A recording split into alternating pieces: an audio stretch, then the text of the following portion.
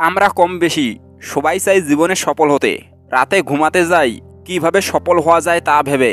সকালে ঘুম থেকে উঠি সফল হওয়ার সাধনা করার জন্যই। সবাই চাই জীবনে ভালো কিছু করতে, বড় হতে, সবার কাছ থেকে সম্মান পেতে। নিজ নিজ ক্ষেত্রে নিজের যোগ্যতা দিয়ে প্রতিষ্ঠিত হতে চাই সবাই। আক্ষরিক অর্থে যদি বলতে হয় তাহলে বলা যায় সফল হওয়ার অনেক উপায় রয়েছে।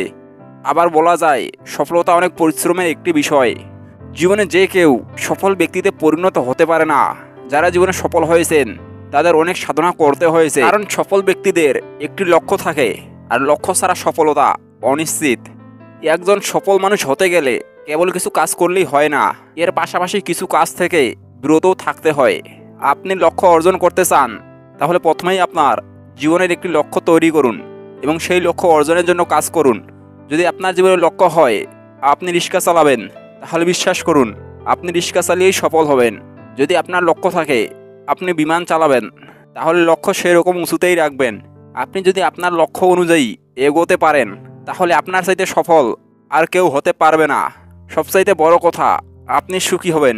মনে রাখবেন কোনো কাজই ছোট নয়।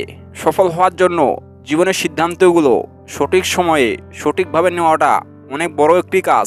আর এই কাজটি করতে কোনো প্রকার দ্বিধাবোধ করবেন না। নিজের জীবন সম্পর্কে বেশ সচেতন থাকুন। কোন কাজ করলে ভালো হবে, কোন কাজ করলে মন্দ হবে, এই বিষয়ে সবসময় সচেতন থাকুন।